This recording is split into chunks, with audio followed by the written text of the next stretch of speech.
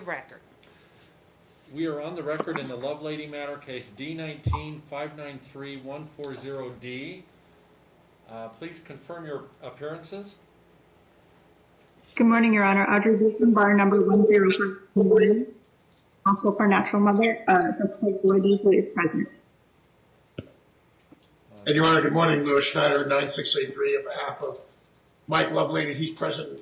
He's here with me in my office, Your Honor. Good morning. So we have everyone present, so I appreciate you being here this morning. I would ask at the outset, if you're not speaking at the moment, please mute your mics. That assists sometimes with the audio transmission and minimizes the feedback that we get. All right, this is the time set for two motions filed by plaintiff, oppositions, and counter motions filed by defendant. This is a matter that previously had been scheduled for trial, and it's been discussed throughout the papers that Chambers had been notified that the matter had settled, and so the trial was taken off. And now the sense I get is everything has fallen apart, and we have somewhat of chaos on our hands, and so it's time to try and right the ship and get things back in line. And my first order of business is I don't have any problem providing a trial date. I had a trial go off this Friday if you wanted to come in this Friday for trial, but I'm assuming that might be a little sooner than wanted. But how far out do you want trial set? Because I can probably accommodate some near-term trial settings if you're ready to go. Your Honor, if I can just jump in there, the last thing I'm waiting for is some sort of a report from Nick Ponzo, who has been conducting, for lack of a better term, reunification therapy, but it's apparently not going well, and he said he's going to tail it off and just issue a report. So I just need enough time to get that report in. And do you have any idea how much time that might be? Your Honor, I'm guessing within the next 30 days. So if we had anything from 4 to 6 week out trial, then I'm ready. All right, Ms. Beeson, what about your perspective in terms of when we set this for trial? I don't think it would take Mr. Ponzo that long to get a report, but yes, the sooner the better. Preferably before the end of the year.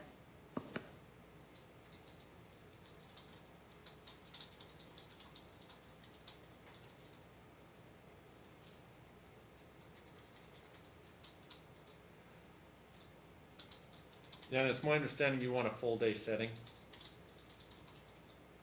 Correct. Is November 5th too soon? That's less than 30 days, but it's basically 3 weeks from this Thursday. I'm not trying to cut things short, but do you think we can have a report from Mr. Ponzo by that time? I have a trial in Department S that day already. I'm also not available that day, Your Honor. Okay.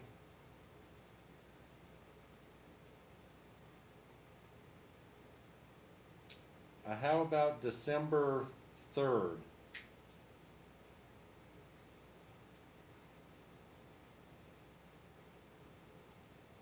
I can make that work. Your Honor, the only thing I have on calendar that day is a calendar call at 2 o'clock, so I think I'll be okay. Okay. So we'll go ahead and set trial for, and that's a Thursday, December 3rd at 9 a.m. So discovery will close on November 19th with pretrial memos and exhibits due to the court by November 25th.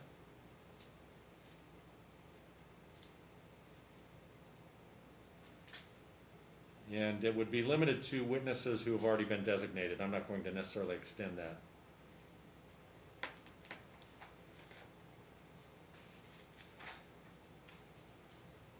All right, with trial being set and recognizing it's not too far off, we're really looking under 60 days, and we'll have trial.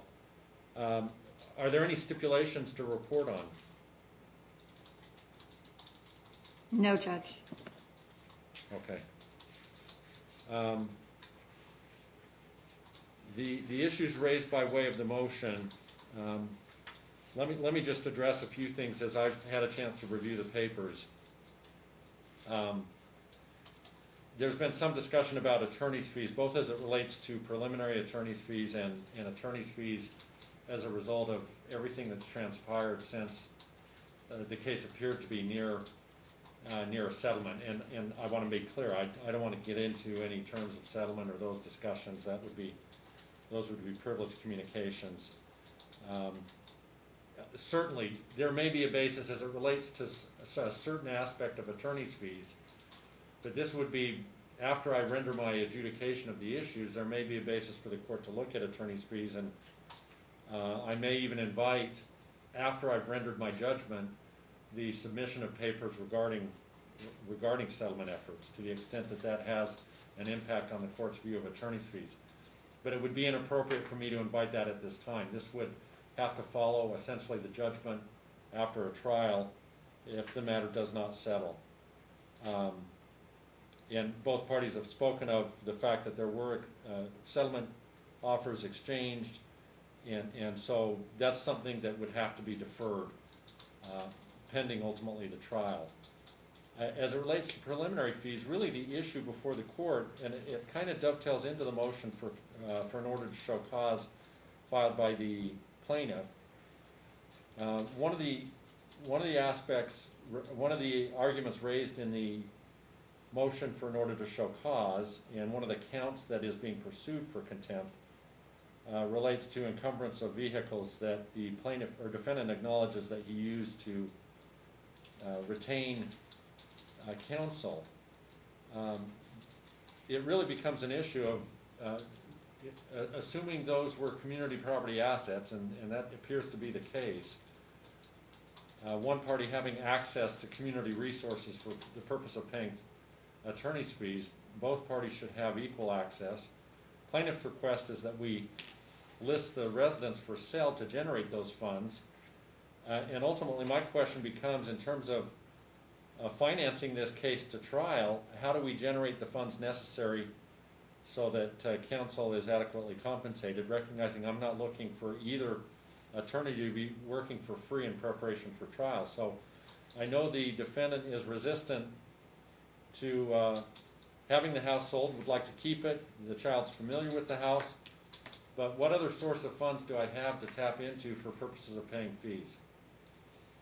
Well, Your Honor, the plaintiff in this case makes more money than my client does. He also has about $250,000 in a 401k. So there is more than enough money to be equalized out of that 401k to pay off the balance of the equity in the home.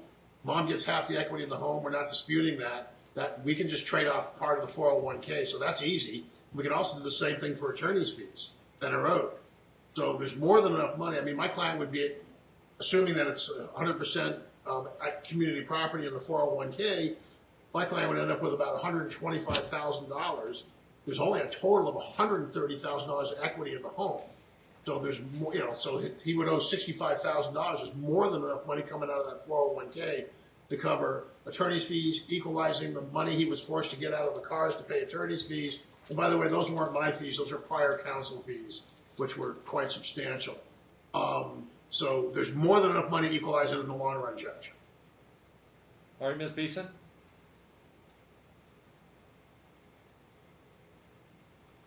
Judge, I apologize.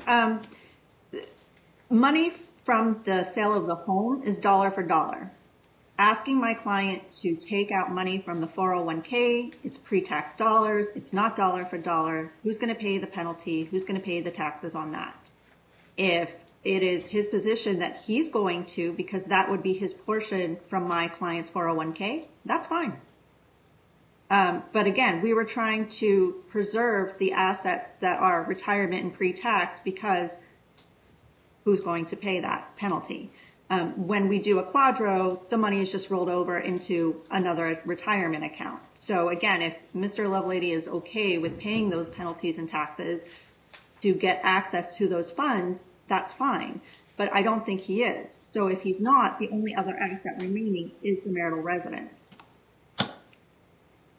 Judge, I take counsel's point. It's pre-tax dollars versus tax dollars. That's, again, a very simple calculation. If it's pre-tax dollars, yes, we'll have to pay the differential or take less money to make that difference, to account for the income. That's an easy calculation done by an accountant. And, again, there's more than enough money without having to force the sale of the home, which my client is adamant that he would like to keep for the benefit of the child. Well, let me ask you this, because and again, this goes back to the issue of the motion for order to show cause. And let me be clear on that as well, because I know the opposition referenced the fact that jurisdictionally the matter was not properly before the court because an affidavit hadn't been an adequate affidavit had not been signed by the plaintiff. I recognize that an affidavit, I believe, was filed just yesterday. So I'm not addressing the contempt issue today. I'm viewing that basically as now, at this point, being properly before the court, for the court to make a determination as to whether or not to issue from a jurisdictional standpoint in order to show cause. So it wouldn't be a matter of me dealing with contempt. And the issue of fees, my focus really today is balancing the amount that it appears the defendant received from these vehicles. Is there any dispute that those are that basically that's in the nature of community funds? No, Your Honor, it was community property. So if you want to put down on the balance sheet that my client owes her $7,500 for half the value of those cars, that's fine. Well, what I'm looking at is, and that essentially would be part of the ultimate divorce when we get right down to it. It becomes a matter also of, and my understanding from plaintiff recently filed a financial disclosure form that disclosed a total payment of $23,500 in fees. The defendant's financial disclosure form, the last one I saw, unless something recently was filed, was September 16, 2019. But it didn't disclose how much has been paid in fees. Mr. Snyder, do you have information about the total amount that the defendant has paid in fees, both to you and prior counsel? I'm just asking him right now, how much did you pay? Including mine? He's paid approximately $23,000, almost all of it to prior counsel. How much have you paid me? He's paid me $5,000, Judge. Okay. And about $15,000 of that came from these community vehicles? Is that right? 15,000. Yes, Your Honor, that's correct. Okay. If I authorized, I guess here's where I'm at. And again, ultimately, that's going to be balanced through the division of assets, ultimately at the time of trial. But I get the fact that we're talking about assets that are different in nature. If I authorize the plaintiff to access essentially her deferred comp, which is pre-tax dollars, it would have to necessarily take into account, to make it the same on both sides, the tax consequences associated with that withdrawal, so that she received an equal approximate $15,000 that could be applied towards attorney's fees. Your Honor, as an I was option certainly versus having the house listed for sale and using those proceeds for purposes of equalization. I certainly have no objection to the plaintiff taking out that money and the additional funds for to make up for the tax difference, Your Honor. I just, we need somebody that understands the taxes and the amounts to give us some idea. I mean, is it 30%? Is it 25%? What that would be? But we certainly have no objection to that. All right, given the fact that I'm inclined to, that I'm setting trial under 60 days, I'm inclined to authorize the plaintiff to access funds from her retirement account in an amount equal to the amount that the defendant accessed funds from the vehicles for purposes of paying attorney's fees. So it can be the same amount plus whatever tax consequences are associated with such a withdrawal. Effectively, that would be an equal disposition of that portion of those assets. With respect to whether or not this court grants an order to show cause, I did have some questions as it relates to the joint legal custody provisions. There was discussion in both papers about having access to Abby's school records. And Dad even discussed in his opposition apparently things that transpired last school year. Has Mom been able to access Abby's school records and register with the online portal, or is there something that is still lacking to accomplish that? She has now been able to rectify that situation. Okay. And Your Honor, I just want to comment that my client signed himself up. He did not sign the mother up because that's her job to do that. And typically this is what we see when people are getting divorced. They get involved with the school and they make their own way. It's not my client's responsibility to sign her up. So I don't even see where he's held responsible for anything. He didn't remove her the way she did the year before. He just didn't put her on there. She could put herself on there, and that's what the school advised him to do. Was there an impediment created by the defendant, Ms. Beeson, that somehow precluded the plaintiff from registering for the online portal? Yes, Judge. So while it's true that each parent can sign up for the online portal to have their own access, the actual school registration form that one parent fills out needs to list both parents. He did not list her as the other parent in the other household.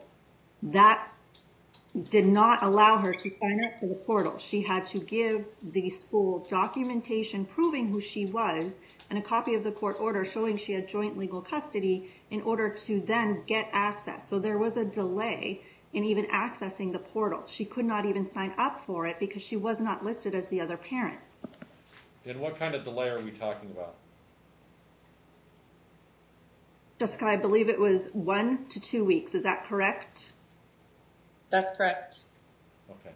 All right. Well, but the bottom line is any contempt has been cured by virtue of the fact that Mom now has access. So I certainly can consider the issue of any attorney's fees associated with that specific issue at the time of trial.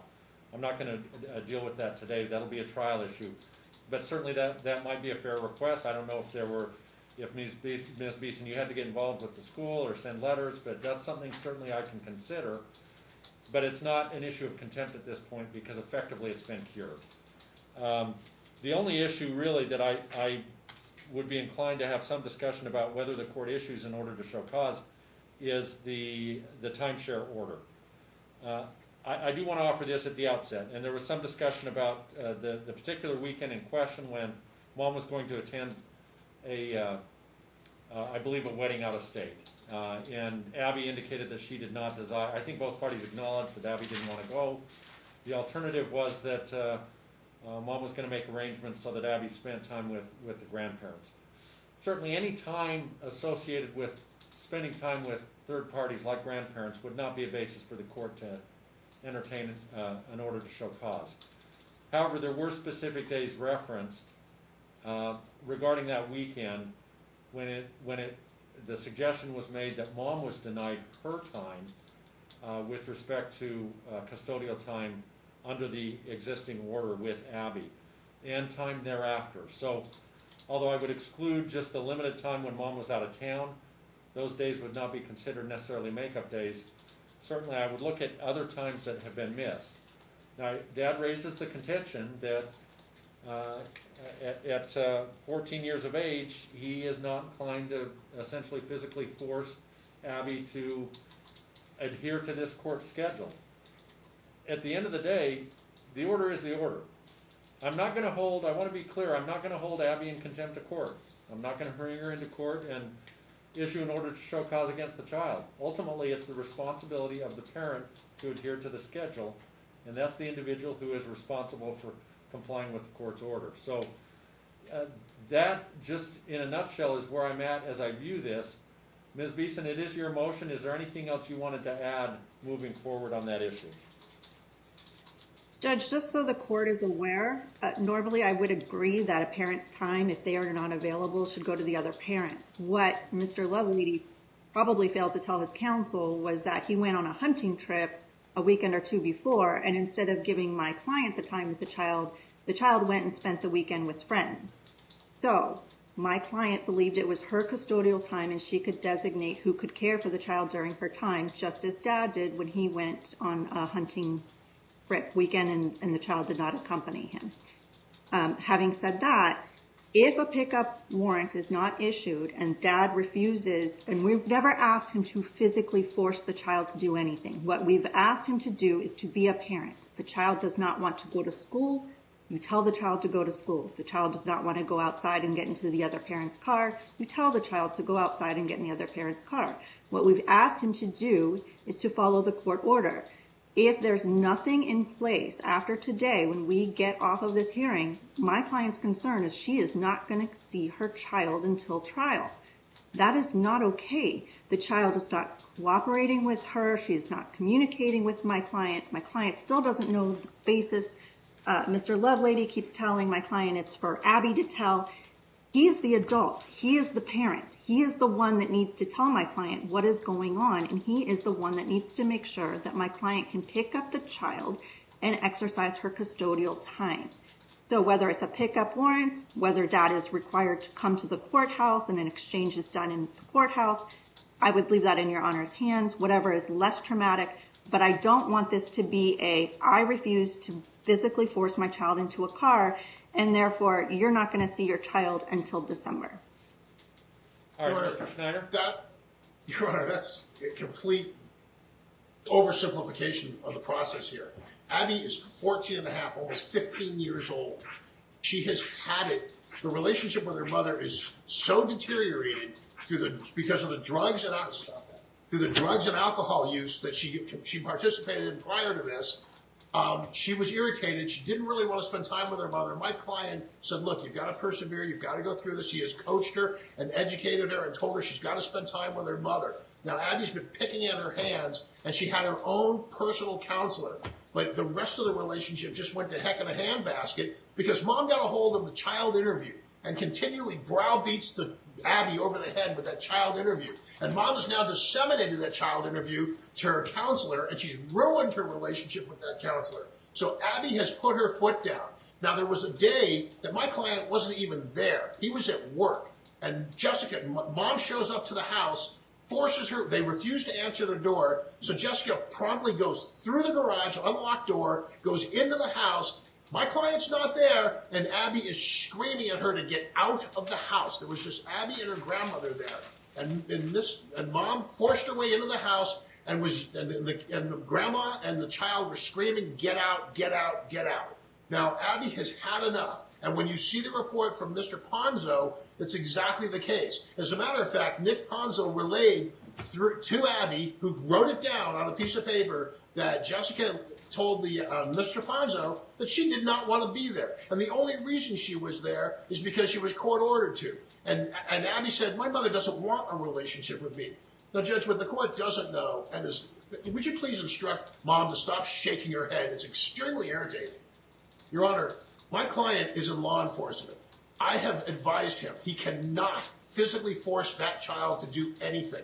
If he gets a CPS case or he gets a domestic violence charge, his career is over. He has been instructed to be completely hands-off with this child. And she has put her foot down. It is Abby who is not wanting to go. My client has told her she really needs to have a relationship with her mother. But right now, Abby doesn't want to hear it anymore. She doesn't want to hear about the child interview anymore. She doesn't want to be called out on it. Mom should not have a copy of that interview, but she does. And that's what did this in. That's what destroyed this relationship, Your Honor. So my client cannot touch Abby. He's not going to physically force her, and he has told her repeatedly, if you would like to have Abby interviewed by FMC, I am sure we can get that done. Or you can give, I will stipulate to the court having a conversation with Mr. Ponzo, who has met with both parties, all three parties, at length, Your Honor, and he has thrown up his hands because he can't get anywhere. And Abby is upset. Abby's upset over that child interview. She didn't realize it was going to get thrown, and she wasn't going to get browbeat with it, and she has been. And that's what ruined this relationship, the balance of this relationship. Nothing has really changed in this case, except the relationship with Mom has gotten worse and deteriorated rapidly. And my client is, again, he's in law enforcement. He cannot force that girl to go anywhere. She's 15 years old, almost 15 years old. And between men and women, or boys and girls, that's like a 20-year-old guy, Your Honor. Girls are much more advanced at this age, and she does not want to go see her mother. She just doesn't. Now, I don't know what to do about that other than with the reunification therapy, but Mom has already said, I don't want to be here. So I don't know how to fix it, Judge. I can't fix that.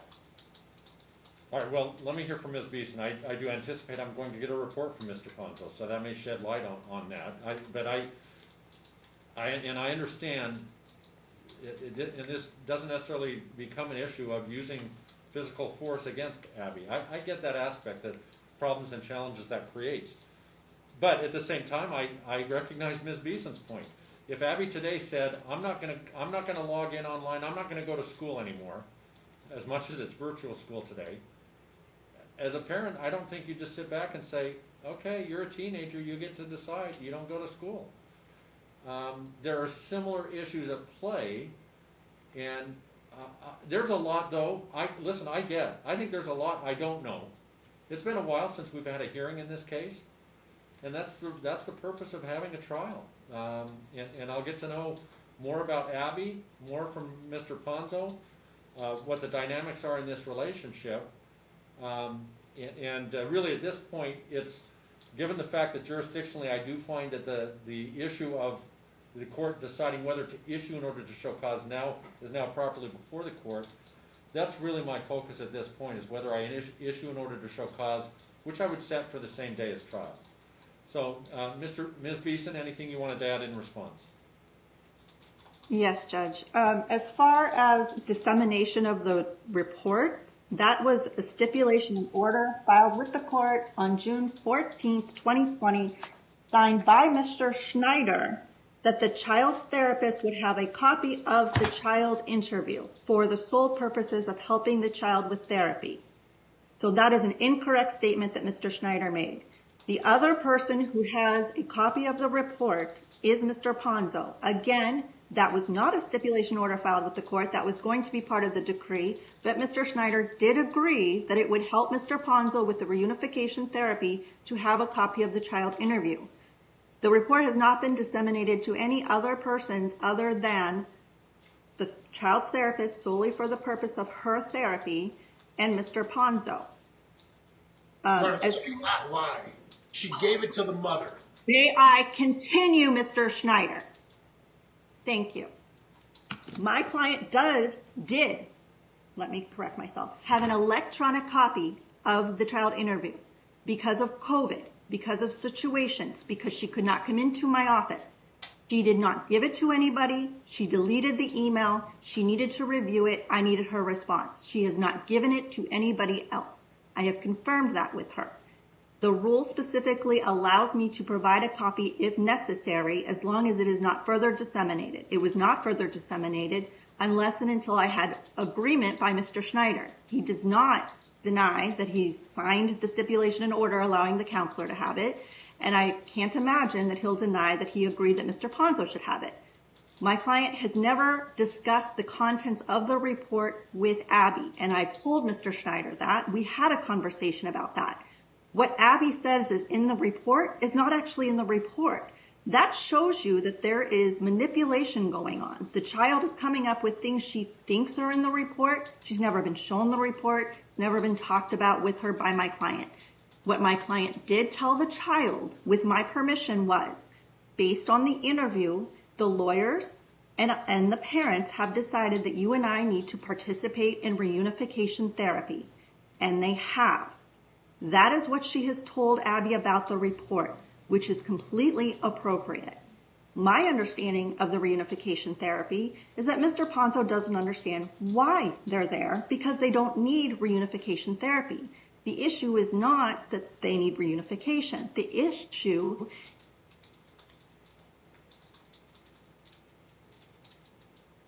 We lost you, Ms. Beeson. I didn't touch anything, it just broke up. She dropped, it was her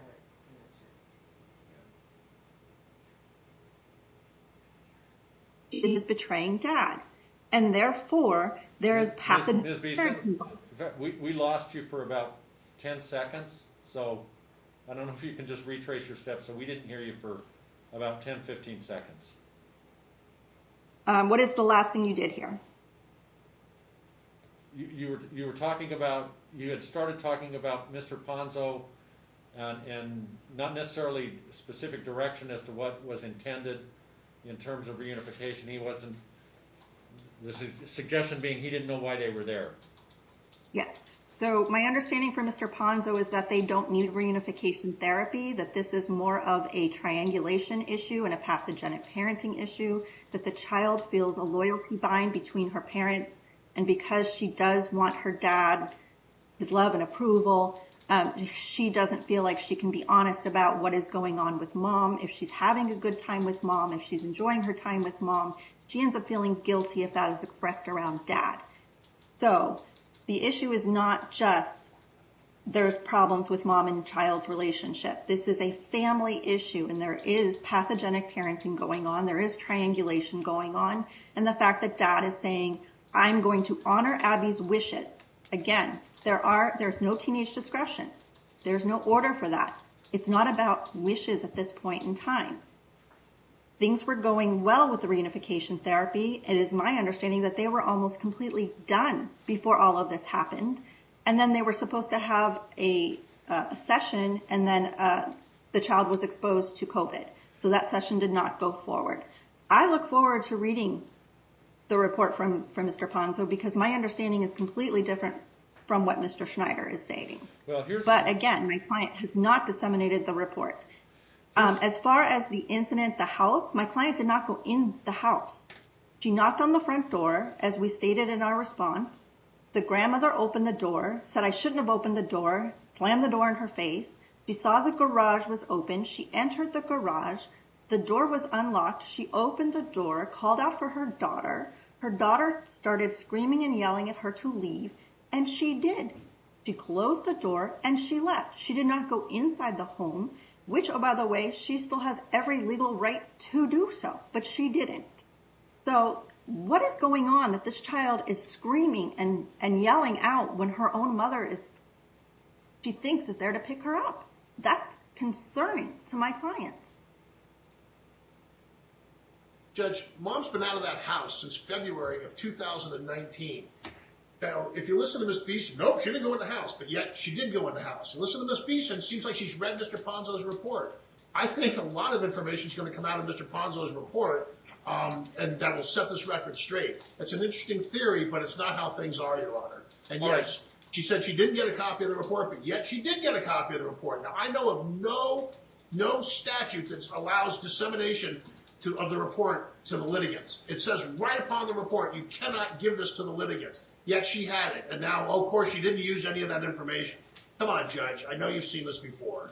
Well, listen, the narrow focus for me right now is the allegation has been made that mom has been denied custodial time in violation of a court order. My client has encouraged Abby to go with her mother continually, and it has finally broken down, Judge. Abby has put her foot down. But again, I'm not going to hold Abby in contempt. It's ultimately the parties who are responsible for compliance with the court's order. So I am inclined to issue an order to show cause, at least set for the same day as trial. And I anticipate I'm going to hear much the same thing, but it's going to be also, it's going to include Mr. Ponzo's report, which, by the way, just came in as we've been sitting here. So that's going to be, I haven't had a chance to look at it. That'll be disseminated to both counsel. You'll have a chance to look at it. I implore both sides to try and right this ship and get things back to where you were. You had this resolved apparently at one point. Again, I don't want to get into the whys and whatnots and what happened. But as counselors of law, it would benefit these parties to try and get it back to a position where this matter is resolved. So you have a trial date. You're going to be getting Mr. Ponzo's report today, and we'll come back at the time of trial to adjudicate the other issues. I'm not inclined to make any changes, any other financial changes. I know that's been discussed in the papers, but trial is such a short time away that I'm inclined just to hear these matters at the time of trial, absent a settlement between the parties. Thank you, Okay? Your Honor. Well, sometime So Ms. Beeson, if you'll prepare and submit to Mr. Snyder for review and signature. And Judge, if my client cannot pick up the child at that point, what would you like us to do? Well, again, it's an issue of contempt at this point. I'm not, and a lot of it, I'm curious to see. I'm hearing from both sides what Mr. Ponzo may or may not be saying. I think everyone wants to hear from Mr. Ponzo. So I'm curious, and again, I haven't had a chance to look at it. I just noticed I got a prompt from my staff that it just came in. So I think it's going to benefit all of us, hopefully, that we glean something from this and move this case forward. And for Abby's sake, focus on her. My concern is this little girl, and I understand she's 14. That's just a fairly recent teenager. My worry is that she is caught in the middle, and she is undergoing a classic loyalty bind between her parents. There may be more to it, but you'll have a chance to look at Mr. Ponzo's report. Use that as a basis to perhaps solve these issues. Okay? All right, thank you for your appearances. Thank you, Judge. Thank you. I'm sorry, I have a question. Speak with your attorney. Yes, sir. Thank you.